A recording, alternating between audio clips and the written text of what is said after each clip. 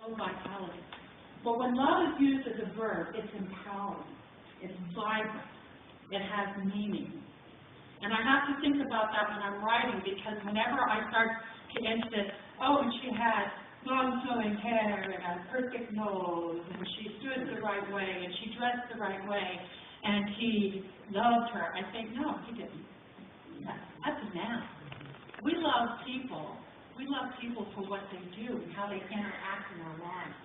And I find it interesting because we talk about, oh, how handsome these guys are in the books and how beautiful the women are and everything. But you know, in our own lives, I've got lots of heroes in my own life.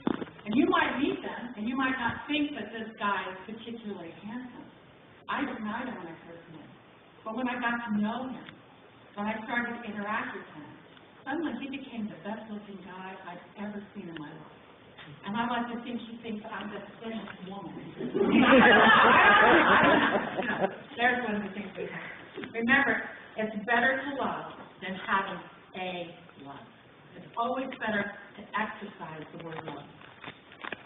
And the fourth, and I like this, I was at a reading group one night, and this woman said, she goes, you know, I used to read romance novels all the time, and I had to stop. Because the men in the romance novels, they talk. And my husband never says a word. And finally one night I'm lying in bed, and the hero and the heroine are having such a good conversation, and it's so much fun and everything. I look over, and he's snoring, and I hit him with the book. She said, why don't you write a book about a guy that's real, where he doesn't talk? And I wanted to say, well, you know, it's kind of a dull story. I mean, we want people to interact, and whether she realizes it or not, he is communicating to her. I mean, for men especially, it's, you know, a lot of it's like, they get up and they go to work, and to them that's showing love. That's showing, you know, commitment. Those are the things that they're thinking. But what she would really like is if you say, you know, honey, how was your day? And he's kind of like, what? You know, that sort of thing. But, you know, in the romance novel, they don't let things remain unsaid. And that really surprised me. It surprised me that it had an impact on me. Because, you know, the heroines in books always know how to say the right thing. They always do. And in my real life, I never did. Until I realized that many of the things that were going on in my head, I needed to verbalize, but I needed to speak up, and I needed to let people know. If I like you, I'm going to let you know I like you. And if I'm concerned for you, there's nothing wrong with expressing that concern. That's really important. But I hadn't realized that I was closing off or isolating or thinking that it wasn't important that I speak up. I feel that things should be said, and I don't leave anything unsaid. And so, you know, just in case, let me express this. When I go through and write dialogue in a book, and I have a lot of dense paragraphs, I have to, as a writer, I have to sit down and go, I've got to make a mistake. I have to make a mistake.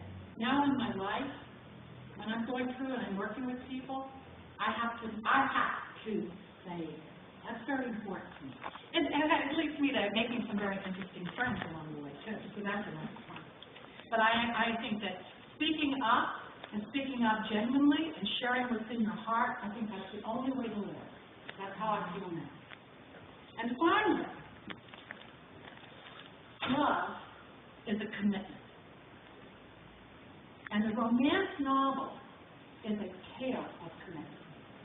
I come across people all the time that they look at the covers and they think that what we're reading it for is hot and juicy, you know, everybody's all, like, puppies are all over each other and everything. And one of my friends, she writes sweet romances in small towns, and she also writes serial killer. I mean, you don't know what to take every day you see it. But her husband, Mary Burton, Mary Burton. And Mary's husband was looking at one of my books. It's right when we first were being published. And he's going through and he picks up the book and he starts kind of rifling through it. She said, what are you doing? And he said, what? I'm not doing anything. She said, no, you were looking for something in the book. What were you looking for? What were you looking for? And he goes, oh, nothing.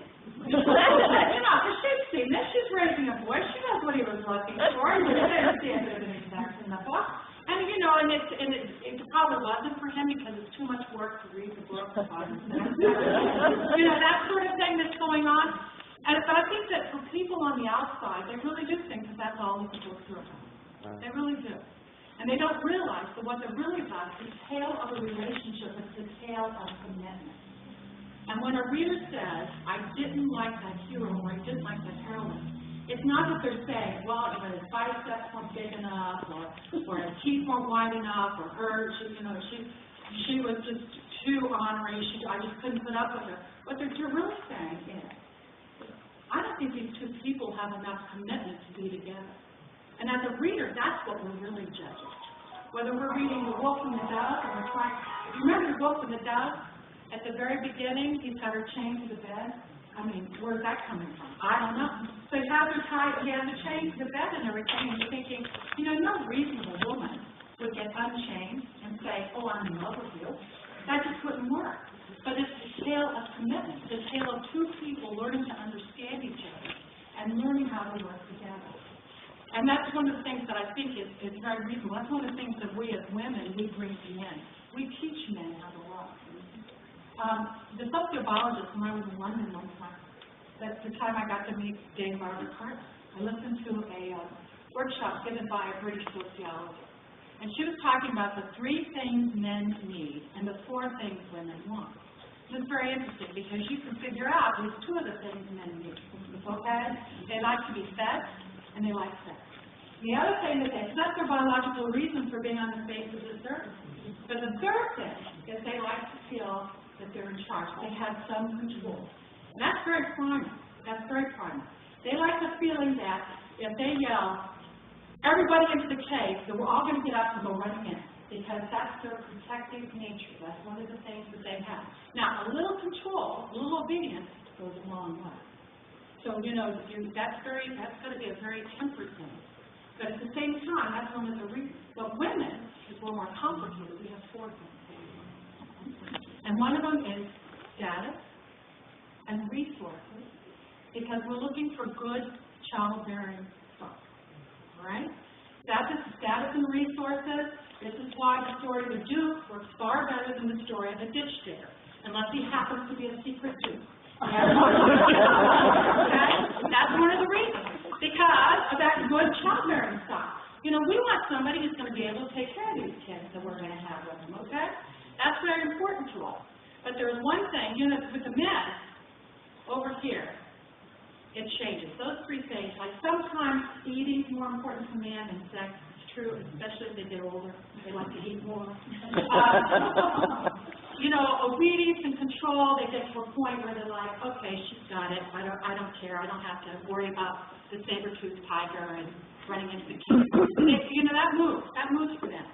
But for women, there's one thing that's more important than anything else, and that's the need for commitment. So, and it's absolutely vital to us that we have commitment from the person. And that's what the romance novel is about. It's not about just any relationship. It's not about just 2 attractive people finding each other across a crowded room. But it's about 2 people wondering if, in this crazy, crazy thing that we call life, if I start walking in one direction, can you follow and step with me?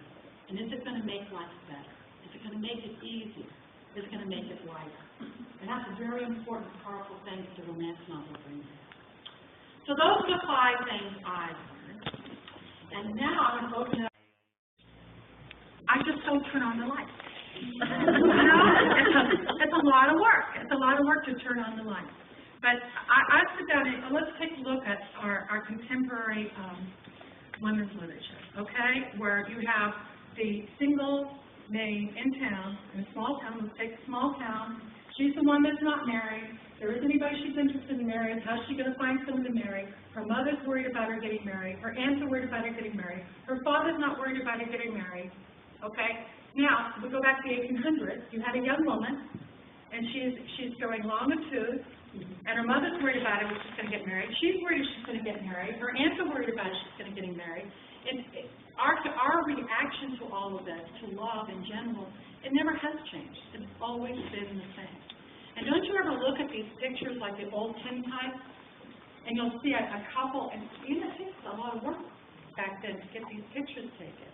and you'll see a couple standing beside each other, even if they're standing stiffly, but they're together, and you wonder about the story behind them.